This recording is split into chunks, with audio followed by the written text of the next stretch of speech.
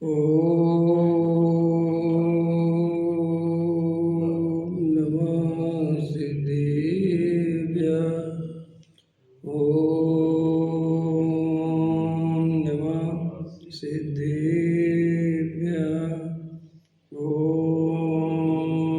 नमः सिद्धेभ्यः। निर्मल ज्ञान परिठिया कम कलंक गए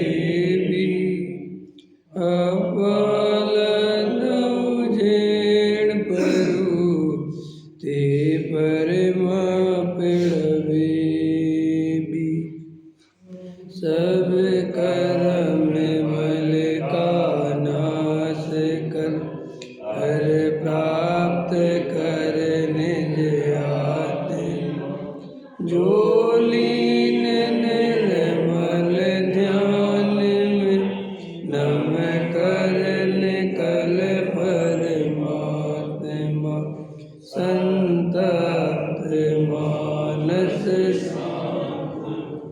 जिनके गुणों की वे वर्धमान मान जिन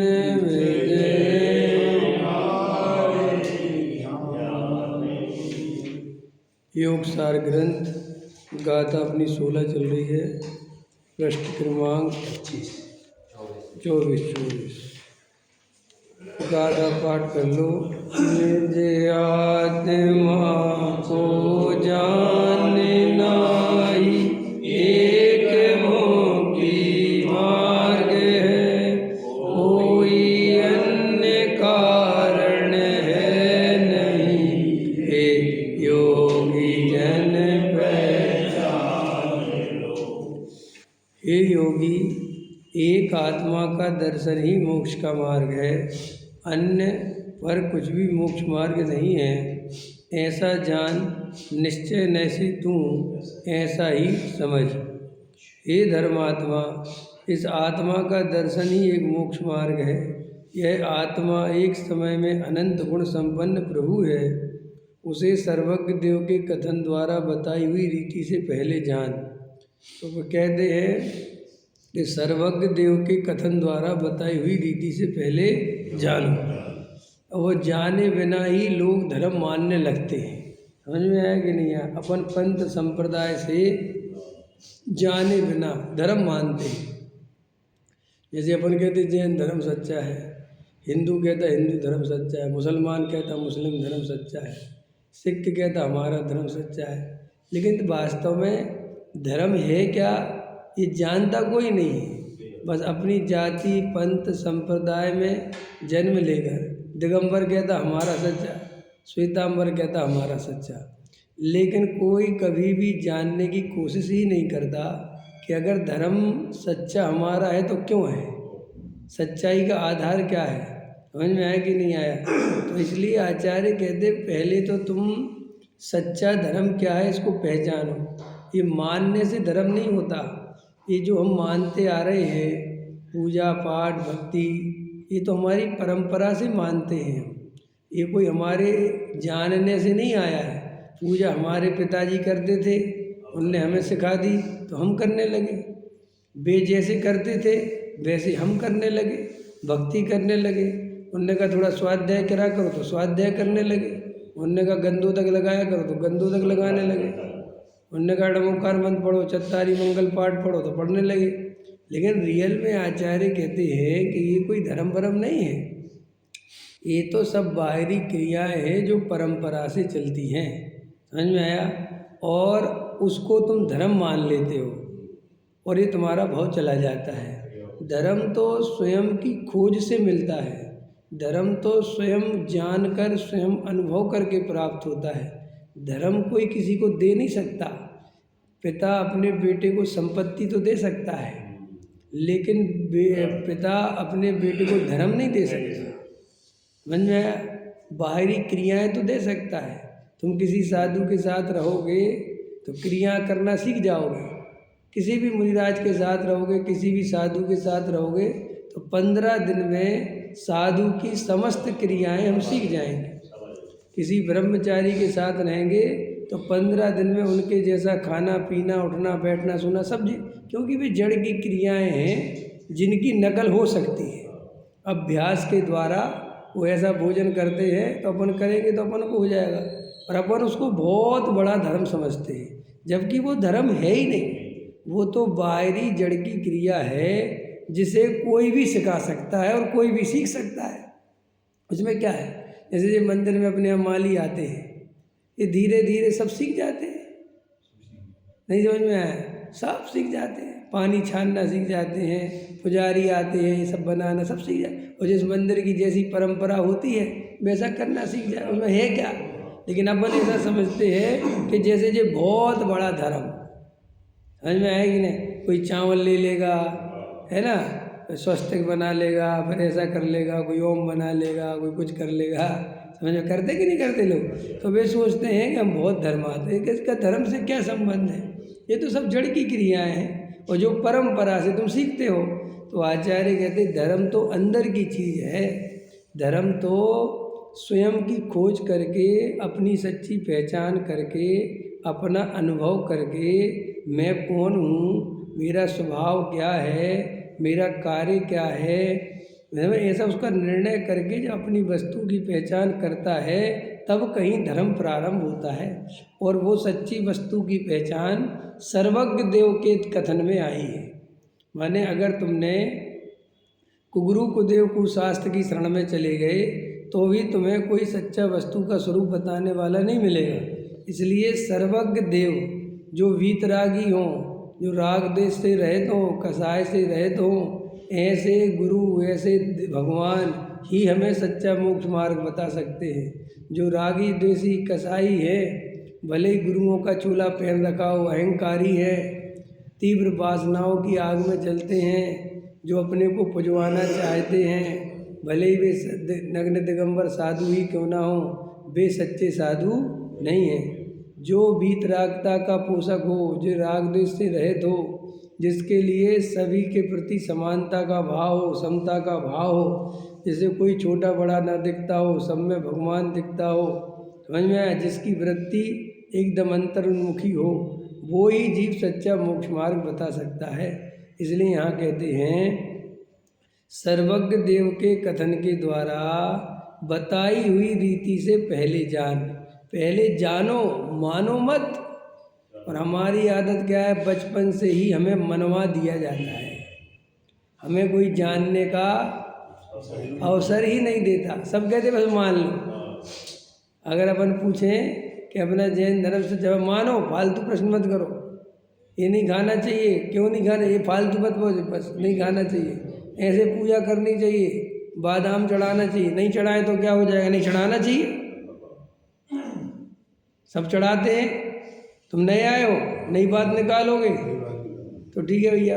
ऐसे अपन परंपरा से धर्म का पालन करते हैं, समझ में आया कि नहीं आया। और जो स्त्रियां होती हैं वे तो और ज़्यादा परंपरावादी होती हैं, क्योंकि स्त्री तो बिल्कुल और ही परंपरावादी ऐसी कि जो पति करे, जो बस खत्म, पति जिसकी तरफ चला जाए उसी तरफ चली जाए, उसको अपना निर्णय नहीं होना, समझे। तो ऐसी परंपरा से, इसलिए तुम संत साधु जी ठगियों के पास महिलाओं की भीड़ बहुत मिलेगी तुम्हें, जो कुगुरु हैं, कुदेव हैं, शास्त्र हैं, समझ में आया कि नहीं। क्यों, कहीं भी चले जाओ, हर जगह बैठी हैं, लगे हैं, परेशान हो रहे हैं, समझ में आया कि नहीं आया। क्योंकि खबर नहीं, जानना है नहीं, वह मान लेना है, क्योंकि मानने में सुविधा है। भगवान को मानने में बड़ी सुविधा है लोगों को, भगवान को नहीं मानने में बहुत दुविधा है। क्योंकि भगवान मानने में सुविधा है कि हर काम के लिए भगवान जिम्मेदार है, हमारा कोई लेना देना नहीं है, समझ में आएगी नहीं। हाँ, इसलिए भगवान को मानो भैया, हम क्या कर सकते हैं। जहाँ तक अपनी चलती है अपनी चलाता है, और जब अपनी नहीं चलती तो कहता भगवान की यही इच्छा है। ऐसा महामिथ्या दृष्टि है ना मायाचारी। तो आचार्य कहते धर्म को मानो मत, पहले धर्म को जानो, फिर धर्म जानने के बाद उसे मानना तो सच्चा है। पहले ही मान लिया, आत्मा शुद्ध है क्या, शुद्ध आत्मा शुद्ध है कि अशुद्ध? सब शुद्ध है। कहाँ से समझा? अरे साहब एक पंडित जी थे, समय सार में बता गए थे तो हमने मान लिया। तो मान क्यों लिया? पहले जानना था कि शुद्ध है तो किस रीति से शुद्ध है, और अशुद्ध है तो किस रीति से अशुद्ध है। और जब तक ये बात मुझे स्वयं अनुभव में नहीं आ जाएगी, ऐसे कभी कभी होता है ना, अब जैसे मान के चलो कोई चीज़ है, अब वो सबको दिख रही, अपन को नहीं दिख रही। सब कह रहे देखो साफ तो दिख रहा है, वो तो है, अपन ने 2-4 बार देखा यार दिख ही नहीं रहा, लेकिन सबको ही दिखी जा रही, तो अपन झूठे ही झूठी बोल देता, हाँ सही है सही है, हाँ दिख रही दिख रही दिख रही। अब क्या इज्जत तो बचानी है कि नहीं है? एक वो फोटो आई थी पहले, भगवान दिखते थे, तो वो फोटो आई थी जब हम द्रोणगिरी में थे, पंचकल्याणक में आई थी वहाँ, बहुत समय पुरानी घटना हो गई, समझ में आया?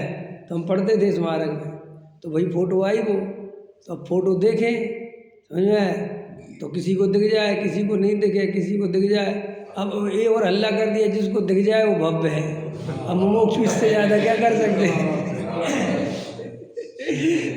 भाई अगर व्यवहारी हो तो जिसको दिख जाए उसको स्वर्ग मिलेगा, लेकिन मोक्ष हो गया, स्वर्ग वर्ग तो कोई कीमत का है नहीं। भव्यता और अभव्यता बहुत कीमत की है। अब बोले जिसको दिखे वो भव्य, और जिसको नहीं दिखे वो, जैसे अब जिसको नहीं दिख रही, अब देख रहा बेचारा, नहीं दिख रही, 2-3 बार देखा नहीं दिख रही, भैया तुम तो अभव्य हो, इतना कहीं तो दिख गई दिख गई, अब दिखी कि नहीं दिखी, और दिख गई, हो जाएगी नहीं है। तो आचार्य कहते ऐसे ही हर चीज़ मानने में जल्दी यकीन करता है। क्यों? किससे कहो कि पहले जानो फिर मानो, तो कहता जानने की मेहनत कौन करे यार?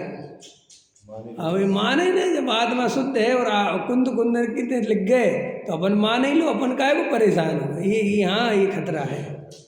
और हम ऐसा ही धर्म करना चाहते हैं। देखो ये पूजा पाठ व्रत शील संयम सब में से करके बंधन ये आदमी क्यों करता रहता है? क्योंकि ये मान कर की जाती, इसमें जानने के लिए कुछ नहीं है। समझ में आया कि नहीं है? भाई हमने कह दिया आज अष्टमी है, आज वो उपवास कर लो, ठीक है कर लिया, इसमें क्या तुम्हारा क्या लगा? अष्टमी में करना क्या? रोटी नहीं खाना, ठीक है, उपवास कर लिया, व्रत कर लिया, समय सगर की 3 वंदना कर ली, बात खत्म। लेकिन आत्मा शुद्ध है कि अशुद्ध, ये जानकर ही निर्णय करो। यहाँ से वो कहता है कि भाई साहब आप ही बता दो क्या मानना है, हम वैसे मान लेंगे। तो बस आत्मा को पहले कहता था शुद्ध है, दयादान पूजा भक्ति में धर्म है, करना चाहिए, महाराजों की सेवा करना चाहिए। फिर कुछ समय बाद स्वाध्याय कर लिया तो कहने लगा दयादान पूजा भक्ति में कोई धर्म नहीं है, सच्चे गुरु ही सच्चे गुरु हैं। लेकिन अंदर में बदला नहीं, सिर्फ भाषा बदलती है, मान्यता तो वहीं की वहीं पड़ी है, वहीं की वहीं माने। हमें क्या लेना देना व्रतशील संयम से, और क्या लेना देना नहीं करने से? तो फिर लेना देना किससे है? हमें तो जो काम से सुखी हो जाए, हमारा मान शरीर संयोग सब बढ़िया रहें, वैसे में लगा। अंदर मान्यता ये है, प्राप्त पर्याय में तन्मय है। कोई कहता है व्रतशील संयम करो स्वर्ग मिलेगा, पाप कटेगा तो करने लगता है, और कोई कहता है मत करो इनसे कुछ नहीं होता है तो छोड़ देता है। समझ में आया कि नहीं आया? लेकिन अंदर में न छोड़ने की बात समझता है न करने की बात समझता है। पकड़ में आया? पूजा पाठ करने लगे, अब कोई कह दे कि इनमें कुछ नहीं होता तो छोड़ देगा, क्योंकि अंदर में पूजा मानकर करी थी, जानकर जो चीज़ करोगे वो कभी नहीं छूटेगी। और किसी की मानकर कोई काम करोगे तो वो तो थोड़े दिन बाद कोई उससे बड़ा तर्क मिलेगा तो वो आप छोड़ दोगे। इसलिए मैं कह रहे हैं, आचार्य अपने से कह रहे हैं कि पहले तुम जानो, मानो मत, क्योंकि जानने के बाद मानना सच्चा हो। नमक खारा है कि मीठा? खारा है। तो ये जानकर बोल रहे हो कि मान कर बोल रहे हो? जानकर बोलते हैं तो हम कितना ही बोलें कि नमक खारा नहीं है, तो भी आप अंदर से कहोगे अरे आपके कहने से क्या होता है, नमक खारा है। ऐसे ही आचार्य कहते हैं तुम एक बार पहले धर्म समझो, धर्म क्या है। देखा देखी मत करो, दौड़ मत लगाओ, कहीं मत भागो। लेकिन अपन समाज में जन्म लेते हैं और समाज का स्ट्रक्चर ऐसा है कि यहाँ दौड़ लगाना बहुत ज़रूरी है। अगर तुम दौड़ नहीं लगाओगे तो लोग तुम्हें पापी समझेंगे। तो हर आदमी बेचारा दौड़ लगाने लगता है और भाव चला जाता है उसका। आप समझ रहे कि नहीं समझ रहे? अधिकतर तो अपन दौड़ में ही शामिल हैं कि लोग क्या कहेंगे। अंदर में क्या पड़ा रहता है, अगर मंदिर नहीं जाएंगे तो लोग क्या कहेंगे। इसलिए हमें सच्चा धर्म नहीं मिलता, क्योंकि धर्म सच्चा तो तब मिले ना जब तुम इन लोगों से मुक्त हो, भीड़ से मुक्त हो। जब भीड़ ही दिमाग में घूम रही है, वो क्रिया ही दिमाग में घूम रही है, तो फिर अंदर से तत्व विचार कैसे करें। हाँ, तो देखो क्या कहते हैं, उसे सर्वज्ञ देव के कथन द्वारा बताई हुई रीति से पहले जान, आत्मा मन वचन और कार्य से भिन्न है। अब ये बात आ गई कि काय से भिन्न है, मन से, वचन से और कार्य से। तो कार्य क्या है, कि जो बाहर में पौद्गलिक कार्य हैं, जो जड़ की क्रियाएं हो रही हैं, ये आत्मा के कार्य नहीं हैं। इनमें आत्मा का कोई इन्वॉल्वमेंट नहीं है। ये सब अपनी योग्यता से परिणमन हो रहा है। जिस द्रव्य की जो पर्याय जैसे जिस काल में परिणमित होनी है वो हो रही है। अपन को लगता है कि मैं उसका करता हूँ, जैसे प्रवचन हो रहे तो हो रहे हैं अपनी योग्यता से। अपन को लगता है नहीं आप कर रहे हैं, नहीं मैं नहीं कर रहा। इस समय पुद्गल की योग्यता है, भाषा वर्णा की योग्यता है, तो हो रहे हैं। ये तो अपन अंदर में ज्ञाता दृष्टा ही रहते हैं। समझ में आया? लेट हो गए, ये हो गए तो आकुलता हो गई, तो होने दो आकुलता। तो सब आकुलता तो मुझे नहीं मेरे को नहीं हुई, वो एक समय की पर्याय में हुई। और वो क्यों हुई? क्योंकि ऐसी पर्याय की योग्यता है अभी, इसलिए वो आकुलता के परिणाम होते लेट हो गए। अब अपन क्या करते हैं, मैं लेट हो गया तो मैंने अपनी स्थापना काय में कर ली, वो एक समय की पर्याय में। समझ में आया कि नहीं? जब मैं लेट हो गया, इसका नाम मिथ्यात्व है। वो कहते तुम श्रद्धा रखो कि मैं लेट वेट होता ही नहीं, क्योंकि मैं कहीं जाता ही आता नहीं। भाई मैं कैसे लेट हो जाऊंगा? मैं शरीर हूँ ही नहीं। मैं तो अंदर बैठा एक जो जानने देखने वाला त्रिकाली ध्रुव तत्व है, वो मैं हूँ। फिर आगे परिणाम आते हैं, लेट हो गए, जल्दी पहुँचना है, आकुलता होती है, होने, ये सब होना ही है। ये वस्तु के स्वरूप में भूमिका के अनुसार शामिल है। लेकिन हम ये मानते हैं कि ये होना गलत है, ये नहीं होना चाहिए, नहीं, बस यहाँ से हम जुड़ते चले जाते हैं।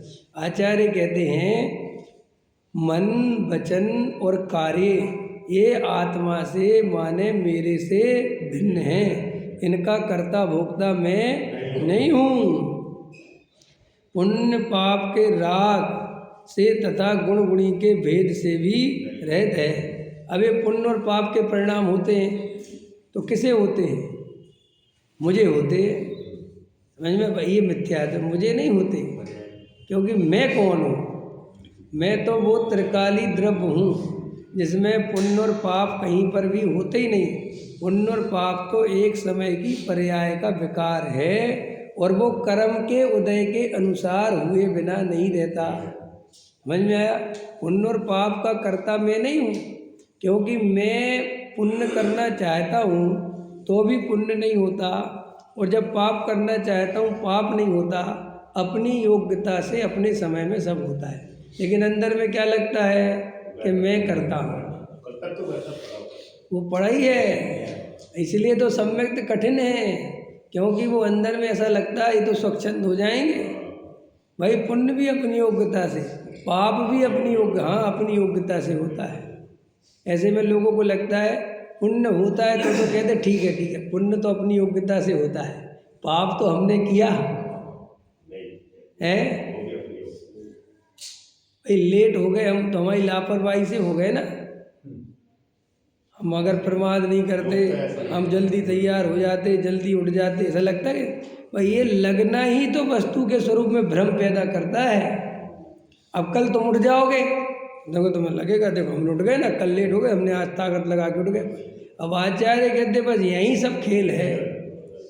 अब यहीं से आचार्य कहते जल्दी उठ जाए तो भी एकत्व नहीं करे, और जल्दी नहीं उठे तो भी एकत्व नहीं करे। कठिन है कि नहीं ये बात? तो पंडित ऐसे तो हम प्रमादी होते चले जाएंगे। नहीं, जागृत रहेगा, भेद ज्ञान करेगा तो प्रमाद होगा भी, तो भी मिथ्यात्व का बंध नहीं होगा। देखो भाई, मिथ्यात्व का बंध ज़्यादा खतरनाक है। कल भाई साहब बता रहे थे, वीर सागर जी, प्रवचन किया होगा तो उसमें ले रहे थे कि देखो, अज्ञानी जीव को पूजा करने से पुण्य होगा, इस बात से बड़ा प्रसन्न होता है, लेकिन अपने को पूजा करने वाला मानने से मिथ्यात्व का बंध होगा, इसकी खबर नहीं। आया समझ में कि नहीं? जैसे अपन लोगों को बराबर समय पे क्रिया हो जाए, पूजा पाठ हो जाए, विधान हो जाए, बढ़िया परिणाम रह जाए, बड़े प्रसन्न होते हैं। अच्छा, आज तो बहुत अच्छे परिणाम करे हमने, बहुत बढ़िया रहा, पूजा पाठ बहुत बढ़िया हुई। तो आचार्य कहते हैं इसमें एकत्व होने से तुझे मिथ्यात्व का बंध हुआ है, तूने इस पर्याय को अपना माना, इससे मिथ्यात्व का बंध हुआ है। देखो, द्रव्यलिंगी मुनि अपनी चर्या देखकर प्रसन्न रहता है। क्या देखकर? कितनी अच्छी चर्या पालता हूँ, जैसा शास्त्रों में मुनि की चर्या बताई मैं बिल्कुल वैसे ही पालता हूँ, एक भी दोष नहीं लगाता अपनी क्रिया में, एक भी दोष। मेरे परिणाम देखो कितने निर्मल हैं। अरे वो साधु देखो कैसे परिणाम बिगाड़ रहा, कैसी घटिया प्रवृत्ति कर रहा, मैं तो कभी भी एक दोष नहीं लगाता। तो देखो, वो उसमें मिथ्यात्व चल रहा, उसे उसकी खबर नहीं। अपन लोगों को ये मिथ्यात्व पे ध्यान रखना है कि परिणाम चाहे पुण्य के हों चाहे पाप के हों, मुझे इनसे भिन्न ही अपने को देखना है। मुझे प्रसन्न नहीं होना है कि पुण्य के परिणाम हो गए, दान के परिणाम हो गए, दया के परिणाम हो गए, नियम व्रत के तो मैं बहुत बड़ा हो गया। नहीं, मैं इससे भिन्न ही हूँ। ऐसी श्रद्धा नहीं छोड़नी किसी भी कीमत पर। तुम्हारे स्वाध्याय की कोई तारीफ कर रहा है, अरे अरविंद जी आप बहुत अच्छे हो भैया, मंदिर रोज आते हो, आप ही ध्यान रखते हो, कौन ध्यान रखता है? तो अंदर में भेद ज्ञान का दीपक जलता रहना चाहिए कि ये मेरी प्रशंसा नहीं है, मैं हूँ ही नहीं है, तो ये किसकी है? वो एक समय का जो विकार है, जो मंदिर आने का भाव रखता है, जो पूजा का परिणाम है, अभिषेक का परिणाम, ये उसकी प्रशंसा है, मेरी नहीं। क्योंकि मैं तो ध्रुव तत्व हूँ और मेरी प्रशंसा करी नहीं जा सकती। क्यों नहीं करी जा सकती? क्योंकि जानने वाला, मेरा जानने वाला मेरे ही जानने में आता है, तुम्हारे जानने में नहीं आता। क्या रमेश जी, ये बात समझ में आई कि नहीं आई? आप मेरे बारे में क्या जानते हो? आप जो कुछ मेरे बारे में जानते हो वो मैं नहीं हूँ। विवेक जी बहुत अच्छे हैं, बहुत अच्छे प्रवचन करते हैं। विवेक जी 40 साल के हैं, विवेक जी के ऐसे हैं, वहाँ रहते हैं, ये सब मैं हूँ ही नहीं। और तुम तारीफ किसकी करोगे? भाई जो तुम जानते हो उसी की तो करोगे। तुम मेरा ज्ञाता दृष्टा स्वभाव कभी नहीं जान सकते, क्योंकि वो तो मैं ही जानता हूँ कि मैं ज्ञाता दृष्टा हूँ। तुम मेरे औदिक भावों को जानते हो, तो फिर औदिक भाव में क्या करते हो? जो तुम्हारी समाज के अनुकूल पड़ते हैं, जो तुम्हारे अनुकूल पड़ते हैं, उनकी तो करते हो प्रशंसा। रमेश जी बहुत अच्छे आदमी, बहुत सज्जन आदमी। तो ये मेरा औदिक भाव आपके अनुकूल पड़ गया कि आपने मेरी तारीफ करी, तो आप बाहर में क्या कहोगे? विवेक जी बहुत अच्छे आदमी हैं। क्यों करें? क्यों अच्छे आदमी? क्योंकि मेरी तारीफ करी ना। और मैंने कहा रमेश जी बहुत बेकार आदमी है। समझ में आया? ये सही नहीं है। तो आपको जो विपरीत पड़ गया, तो आप बाहर जाके कहोगे कि विवेक जी बहुत बुरे आदमी हैं। अब विवेक जी दोनों ही नहीं है। आप समझिए, वस्तु स्वरूप ये समझा रहा है कि आप ये दोनों ही नहीं हैं। आपको लग रहा है कि आप ये हैं, बस ये लगना ही मिटाना है, बस भ्रम यहाँ तोड़ दो, बस ये लगना छोड़ दो। क्यों साहब, कैसे छोड़ दें भैया? ये सब पर्याय विलीन हो जाएंगी, ये सब परिणाम विलीन हो जाएंगे, हजारों लोग प्रशंसा करके चले जाएंगे, कुछ नहीं बचेगा, बस मैं ही बचूंगा, वो जानने वाला ही बचेगा। न ही राग बचेगा, न ही संयोग बचेंगे, न पर्याय बचेगी, कुछ नहीं बचेगा। क्या बचा? बचपन में जो पर्याय कितनी अमूल्य लगती थी, बचपन में कितनी बातें ऐसा लगता था कितनी कीमती हैं, सब फिसल गई, कुछ नहीं बचा।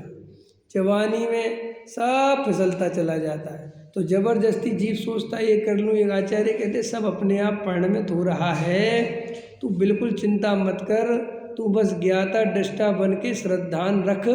बाकी सब यानी सब जो अधिक भाव हो रहे, जो कसाय भाव हो रहे, इनका क्या करे रे, सब उदय आएंगे, उदय आके खिर जाएंगे। तू बस एकत्व नहीं करना तो तुझे बंद नहीं होगा। और तू उन उदयों से डरता है, उनको बदलना चाहता है, उनमें जो तेरे अनुकूल उदय पड़ते हैं उनमें रस लेता है, जो प्रतिकूल पड़ते हैं उनमें दुख मानता है। बस ये सब मिथ्यात्व है। समझ में आया देवेंद्र जी? है कि साहब बूढ़ापा आ गया, किसका बूढ़ा शरीर हुआ है? मैं थोड़ी बूढ़ा हुआ, मैं तो वही का वही हूँ। आप समझ गए? तो आचार्य कहते ऐसा भेद ज्ञान निरंतर जागृत रखेगा तो सम्यक दृष्टि हो जाएगा। तो ये पुण्य के परिणाम, पाप के परिणाम समझ में आया। अब गुण गुड़ी के भेद, पुण्य और पाप तो समझ गए आप। पूजा पाठ दया दान भक्ति के परिणाम आए तो भी भेद ज्ञान रखना, ये मेरा स्वरूप नहीं। फिर हिंसा झूठ चोरी कुशील परिग्रह के भाव आए, अशुभ भाव आए तो भी अंदर रखना, ये भी मेरा स्वरूप नहीं है। और सारे स्वाध्याय का सार, सारे द्वादशांग का सार, सारे प्रवचनों का सार सिर्फ इतना ही है कि हम त्रिकाली ध्रुव गायक भगवान आत्मा को पहचान लें और उसे अपना मान लें और शांत हो जाएं। बस हमने अनादि काल से उस त्रिकाली ध्रुव को बस अपना नहीं माना और इन पर्यायों को अपना मानते रहे, जिसके कारण हम चार गति में घूम रहे। बस इतनी सी बात। कोई परिणाम हमें चार गति में नहीं घुमाता। ये हमने कभी झूठ बोला होगा, चोरी करी होगी, कुशील करा, ये सब बेकार की बात। मिथ्यात्व हमें चार गति में घुमाता है। हमने अपनी आत्मा को नहीं पहचाना, ये अनंत संसार का कारण है। ये जो परिणाम है ये तो कर्मोदय जन्य व्यवस्था है। देखो ज्ञानी को बंध नहीं होता। क्यों नहीं होता ज्ञानी को बंध? भाई ज्ञानी को बंध क्यों नहीं होता? चक्रवर्ती के भोग कितने हैं, तीर्थंकरों की संपत्ति कितनी है, राजा है, हमारे पास क्या है? तो अगर पर वस्तुओं से, संजोगों से, परिणामों से बंध होता तो उनको तो होना चाहिए, लेकिन उनको नहीं होता। क्यों नहीं होता? क्योंकि उन्हें उन परिणामों में एकत्व नहीं है। उनका एकत्व अपने त्रिकाली ध्रुव गायक भाव में है, भाई मैं हूँ। इसलिए कहते भाई छटपटाओ मत, परेशान मत हो, बस अंदर से एकत्व अपने गायक में रखो, भाई मैं हूँ। और दुनिया तुम्हें जिस नाम से पहचानती है, दुनिया तुम्हारी जिस चीज़ की तारीफ या बुराई करती है, वो तुम नहीं हो।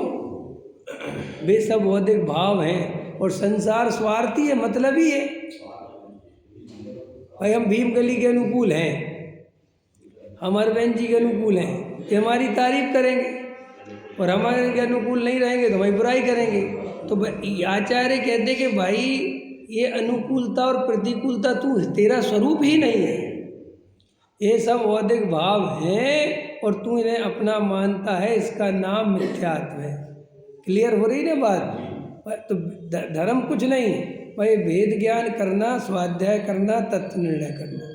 पूजा पाठ भक्ति के परिणाम आते हैं, वो मेरा स्वरूप नहीं। आते हैं तो आते हैं भाई, घर गृहस्थी के परिणाम आते हैं तो आते। हिसाब कब छूटेंगे? जब अपने स्वरूप में स्थिर हो जाएंगे तो छूट जाएंगे। तो साहब हम पुरुषार्थ करें, यही पुरुषार्थ है, अपने स्वरूप में स्थिर होने का पुरुषार्थ करो, समता भाव धारण करो। बाहर में कुछ करने का है ही नहीं, क्योंकि हम कर सकते ही नहीं। ये क्लियर हो गया कि नहीं? आप मेरे बारे में कुछ नहीं जानते, क्योंकि मेरे बारे में मैं ही जानता हूँ, क्योंकि मैं जो हूँ वो जानने देखने वाला तत्व में हूँ, ऐसे। और मैं ये राग द्वेष कसाय वाला तत्व में नहीं हूँ। भाई ये भेद ज्ञान जो जीव करेगा और वो सम्यक दृष्टि हो जाएगा, और जो ये भेद ज्ञान नहीं करेगा वो मिथ्या दृष्टि बन जाएगा। ये आचार्य कह रहे हैं। देखो पुण्य पाप के राग से तथा गुण गुणी के भेद से। अब ये गुण गुणी का भेद क्या है? गुण गुणी का भेद माने मैं ज्ञानमयी, दर्शनमयी, राग वाला, कसाय वाला, संयोग वाला, ये सब भेद कर करके अपने को मानना। समझ में आया? और अंदर में ज्ञान दर्शन है, चारित्र्य है, वीर है, सुख है, ऐसे आत्मा को मानना नहीं। मैं तो अभेद अखंड आत्मा हूँ। मेरे में ज्ञान दर्शन आदि अनंत गुणों का पिंड समूह, ऐसा भेद भी नहीं करना, एक अभेद की दृष्टि करना, ये सम्यक दर्शन का कारण है। समझ में आया? भेद करना ये भी विकल्पों का कारण है। ऐसे आत्मा का दर्शन ही एकमात्र मोक्ष का उपाय है। आत्मा का दर्शन अर्थात जहाँ मन की पहुँच नहीं, वाणी की गति नहीं, काया की चेष्टा जहाँ काम करती नहीं, विकल्प को जहाँ अवकाश नहीं, गुण गुणी के भेद का अवलंबन नहीं, ऐसा अभेद अखंड एक रूप चैतन्य आत्मा का दर्शन, अनुभव, प्रतीति करना, वही एक सम्यक दर्शन है। सम्यक दर्शन और मोक्ष मार्ग दो नहीं होते। इसलिए जो जीव ऐसा मानते हैं कि पुण्य पुण्य करते करते सम्यक दर्शन हो जाएगा, पूजा पाठ करते सम्यक दर्शन हो जाएगा, स्वाध्याय करते करते सम्यक दर्शन हो जाएगा, आचार्य कहते 3 काल में नहीं होगा। एक अभेद अखंड त्रिकाली ध्रुव की अनुभूति ही सम्यक दर्शन है। और उस त्रिकाली ध्रुव में पुण्य पाप के परिणाम शामिल नहीं हैं, भेद के परिणाम शामिल नहीं हैं, विकल्प के लिए जगह नहीं है, शरीर की क्रियाओं के लिए अवकाश नहीं है। जो एकमात्र ज्ञाता दृष्टा है, जो अनादि अनंत नित्य शुद्ध है। बोलो, आत्मा अनादि अनंत नित्य शुद्ध है कि नहीं? जानकर बोल रहे कि मानकर? रमेश जी, मानकर मत बोलो, जानो ना। क्यों जानकर? क्योंकि एक तत्व ऐसा है जो अंदर शाश्वत है कि साहब हमें क्या पता शाश्वत है कि नहीं, है ना। देखो, बचपन से लेकर जवानी और जवानी से लेकर बुढ़ापा, 50 साल बीत गए तो 50 साल में सब कुछ बदल गया, लेकिन वो जानने वाला नहीं बदला। बदल गया हो तो बताओ। देखो कैसा, हमें कैसे पता बदला कि नहीं बदला? देखो ना, तुम आज से 20 साल पहले की परिणति याद करो तो वे परिणति सब बदल गई, लेकिन वहाँ एक जानने वाला था, वो वहीं का वहीं है। और वो ऐसा वहीं का वहीं है कि वो अभी भी उस परिणति को जान रहा है कि क्या क्या परिणति मुझे 20 साल पहले हुई थी। हम जो कहानी किससे सुनाते हैं, अपने बचपन की यादें सुनाते हैं, वो कहाँ से सुनाते हो तुम? कैसे सुनाते हो भाई साहब? वो त्रिकाली ध्रुवई के कारण सुनाते हो। क्यों? क्योंकि वो उन सब पर्यायों का साक्षी रहा और उसमें ऐसी सामर्थ्य है कि वो जिन पर्यायों का साक्षी भूत होता है उन्हें वो पुनः देख सकता है। और केवल ज्ञान होने पर तो वे अनंत अनंत पर्याय अपने आप ही दिखेंगी। अभी तो थोड़ा जोर लगाना पड़ता है ना, हाँ, कौन सी पर्याय याद करें, क्योंकि ज्ञानावर्णी कर्म पड़ा हुआ है ना। जब ये पूरी तरह हट जाएगा और आत्मा पूरी तरह केवल ज्ञान रूप परिणमित हो जाएगा, तब तो समस्त लोकालोक उसके ज्ञान में स्वयं झलकता है। तो देखो, ये तो त्रिकाली का निश्चित हो गया। अब शुद्ध है, अनादि हो गया, अनंत हो गया और नित्य हो गया। नित्य माने वो मरण को प्राप्त नहीं हुआ, सब पर्याय विलीन हो गई, बदल गई, लेकिन वो ज्यों का त्यों खड़ा है, तो वो नित्य है। और शुद्ध है कि नहीं भाई? ऐसी वस्तु अशुद्ध हो ही नहीं सकती, और वो शुद्ध मुझे दिखाई देता है, क्योंकि अशुद्धता तो नष्ट होती चली जाती है और वो त्रिकाली ध्रुव ज्यों का त्यों बना रहता है।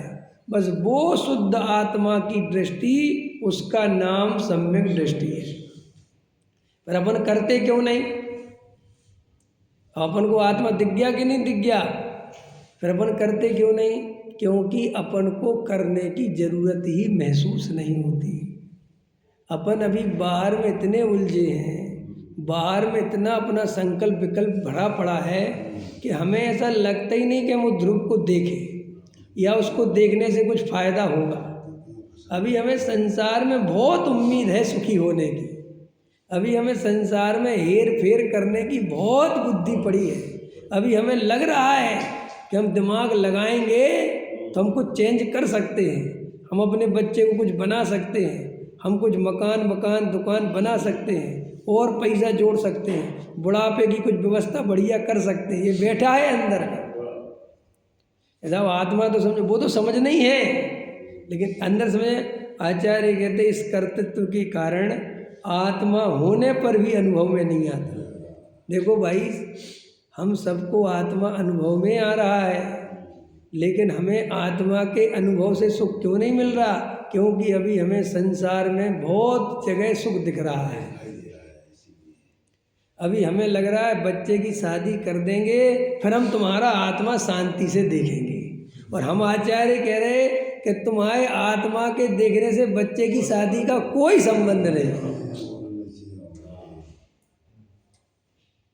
हमें रमेश जी, आपको लग रहा है कि मैं थोड़ी घर गृहस्थी की जिम्मेदारी कर लूं, उसके बाद पंडित जी बस। तो वो आचार्य कह रहे मूर्ख, यही तो मिथ्यात्व है कि तू अपने को घर गृहस्थी वाला मानता है। लोगों के दिमाग में क्या है कि हम सम्यक दृष्टि हो जाएंगे, अगर हम आत्मा का अनुभव कर लेंगे तो हमारा घर कैसे चलेगा, हमारे दुकानदारी तो चले। आचार्य कहते भैया वो तो अपनी योग्यता से चलती है। सम्यक दर्शन बाहर के एक भी काम में रुकावट पैदा नहीं करता, और हम सब सम्यक दृष्टि बन के आराम से रह सकते हैं। हाँ बिल्कुल, कोई उसमें ऐसा है ही नहीं कि सम्मेशन ले लेंगे तो बाहर के काम कौन करेगा। नहीं नहीं, बाहर के काम हम करते ही नहीं, हम मानते हैं, इसका नाम मिथ्यात्व है। तो फिर दुकान चलाएं कि नहीं चलाएं, दुकान जाएं कि नहीं जाएं? भैया मैं दुकान जाने वाला नहीं हूँ। दुकान जाने वाला जो रमेश कुमार है, मैं उसके अंदर बैठा गायक भाव हूँ, और मैं उसको जानता हूँ कि देखो ये रमेश कुमार नाम की पर्याय दुकान पे जा रही है चलाने के लिए। बोलो ऐसा हो सकता है कि नहीं? पता अपन कैसे हैं, जैसे कितना भेद ज्ञान चाहिए। जैसे रमेश जी मुझे मिले लाल बत्ती पे, तो मैंने क्या देखा कि रमेश जी गांधीनगर जा रहे हैं, है ना, दुकान चलाने के लिए। आचार्य कहते ऐसे ही तुम्हें अपनी पर्याय को भिन्न देखना चाहिए। मैं तो नहीं जा रहा आपकी दुकान चलाने, मैं क्या कर रहा हूँ, दिनेश जी दुकान चलाने जा रहे हैं। कि आप, कि मैं नहीं जा रहा, कि तुम क्या कर रहे, कि मैं जान रहा हूँ कि दुकान चलाने। ऐसे ही आचार्य कहते तुम्हें अपनी पर्यायों से इतनी दूरी बना के रखनी चाहिए कि पर्यायों के परिणमन मेरे में हो रहे हैं ये मान्यता नहीं होनी चाहिए। वो अपने आप हो रहे, शरीर बूढ़ा हो रहा कि मैं बूढ़ा हो रहा, और लगता क्या है, मैं, इसका नाम मिथ्यात्व है। ये बच्चे किसके हैं,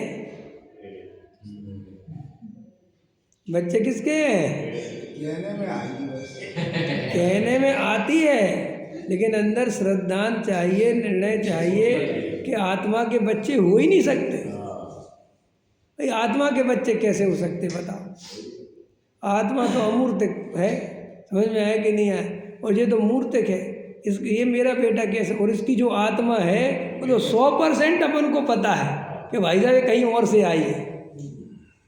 तो आचार्य कहते तू भेद ज्ञान कर, शांति से समझ, डर मत, भागम भाग मत कर, कुछ नहीं मिलेगा। तुझे ऐसा लग रहा है कि ये आत्मा की बात सुनना व्यर्थ है, कुछ काम कर लें, पैसा कमा लें, ये सब देखो भाई कुछ नहीं काम आने वाला। उदय प्रमाण सब आता है, क्या आता है, और उदय प्रमाण चला जाता है, और जीव को उससे कोई लाभ हानि नहीं होती, क्योंकि जीव को पर द्रव्य के कारण सुख होता ही नहीं, पर द्रव्य से सुख होता ही। आज जिन बच्चों की इतनी चिंता सता रही है, बस 10 साल बाद आप देखेंगे कि उनकी चिंता बंद हो गई आपको, और आपकी चिंता वापस चालू हो गई। और जो बच्चे अभी आपकी चिंता नहीं कर रहे ना, आप सोच रहे हैं कि ये कुछ सोचते नहीं, 10 साल बाद वे चिंताओं से ग्रस्त होंगे, दूसरों की, अपने बच्चों की, और तुम शांति से बैठे होगे कि अब मैं किसकी चिंता करूं, कि तुमने अपनी ज़िंदगी खो दी। समझ में आया कि नहीं आया? ये चक्र चलता रहता है, और जीव को समझ में नहीं आता, और आत्मा का अनुभव नहीं करता। तो आचार्य कहते देखो ये बड़े मुश्किल से ये समय मिला है, तुम आत्मा का अनुभव कैसे भी करके कर लो भाई, एक बार निर्णय कर लो, क्योंकि बाहर में अपन के करने से कुछ नहीं होता। आयु कर्म पूरा होते पर्याय बदल जानी है, पूरा जीवन बदलना है, क्यों परेशान हो? देखो क्या कहते हैं, एक आत्मा का ही दर्शन, ऐसा कहने से आत्मा के सिवाय दूसरे द्रव्य भी हैं तो सही। मन वचन काय की चेष्टाएं हैं, विचार करते समय मन भी है, बोलते समय वचन भी है, प्रत्यक्ष में हस्तादि की क्रियाएं हैं। आत्मा में जिनका भाव है ऐसे पुण्य पाप का राग भी है, परंतु ये आत्मा आत्म दर्शन में काम नहीं आती। समझ में आया? वो कह रहे कि साहब है सब, ऐसा नहीं है कि सब नहीं है, सब है, लेकिन सम्यक दर्शन का, आत्मा के दर्शन का इन सब से कोई संबंध, उल्टा इन सब से दृष्टि हटाए तो सम्यक दर्शन होता है। कोई कहते हैं सम्यक दर्शन ज्ञान चारित्र दो प्रकार के हैं, उन्हें समझाते हैं। उनका कथन भले निश्चय व्यवहार दो प्रकार का आता है, परंतु निश्चय सम्यक दर्शन वही एक सम्यक दर्शन है। सम्यक दर्शन कितने प्रकार का बोलते हैं? दो प्रकार का, निश्चय और व्यवहार। लेकिन व्यवहार सम्यक दर्शन वास्तव में निमित्त की अपेक्षा कथन है, व्यवहार की अपेक्षा कथन है। देव शास्त्र गुरु के श्रद्धान का नाम व्यवहार से सम्यक दर्शन है, और निश्चय से आत्मा के श्रद्धान का नाम सम्यक दर्शन है। समझ में आया? तो निश्चय सम्यक दर्शन वास्तविक सम्यक दर्शन है। छठवें सातवें गुणस्थान में झूलने वाले महासंत कहते हैं आत्मा का दर्शन वह एक ही सम्यक दर्शन है, इसके सिवाय नव तत्वों की श्रद्धा, देव शास्त्र गुरु की श्रद्धा, 6 द्रव्यों की श्रद्धा, भेद की श्रद्धा, ये निश्चय सम्यक दर्शन नहीं है। एक समय में पूर्ण अनंत गुणों से अभेद चिदानंद वस्तु आत्मा का अनुभव प्रतीति, वह निश्चय सम्यक दर्शन है। समझ में आया? देखो क्या क्या सम्यक दर्शन नहीं है। देव शास्त्र गुरु की श्रद्धा कर करके मरे जाते हैं, देव शास्त्र गुरु की पूजा पाठ में लगे रहते हैं, बस यही सब कुछ है, यही सब कुछ है। समझ में? और आचार्य कहते हैं सम्यक दर्शन नहीं है। तुम देव शास्त्र गुरु के लिए पूरा जीवन लगा देना, इससे 1% भी सम्यक दर्शन का संबंध नहीं। हमें जी समझ में आ रहा? कई लोग भगवान को घिस घिस के मरे जाते हैं, लगे रहते हैं, लगे रहते, लगे रहते। क्या करें, कितने अज्ञानता। और सुनो, देखने वाले बड़े भक्ति भाव से देखते रहते हैं। क्या करें भैया, खबर नहीं है। और ऐसी बातें करो तो लोग सोचते हैं कि ये लोग तो पापी हैं, स्वच्छंदी हैं। क्या है, जड़ की क्रिया में क्या है इतना साफ। पर भगवान के जो प्रचार, ये तो व्यवस्था है भाई, 10 दफ़े समझाया, व्यवस्था है, व्यवस्था है। लेकिन उसको ऐसा घिसता रहेगा, कलश डालता रहेगा, बड़े भगवान छोटे भगवान। समझ में आया? ऐसे होता है कि नहीं? जैसे मार्जन होता है ना, अब छोटे भगवान पे कर लिया, अरे बड़े भगवान तो रह गए। अरे भैया, बड़े भगवान का 100 लोगों ने करे तो हमने तो नहीं करा। करो करो करो। तो देखो यहाँ कितना साफ साफ लगा। समझ में आया कि नहीं आया? देव शास्त्र गुरु की श्रद्धा। और सच्ची बात पूछो तो देव शास्त्र गुरु की श्रद्धा जो यहाँ लिखी है ना, वो वाली भी नहीं है उसे। हाँ, वो होती तो ही, वो भी नहीं है। वो तो सीधा भगवान को लेने देने वाला मानता है। उसको तो ऐसा लगता है भगवान देख रहे होंगे कि मैं कितना घिस रहा हूँ,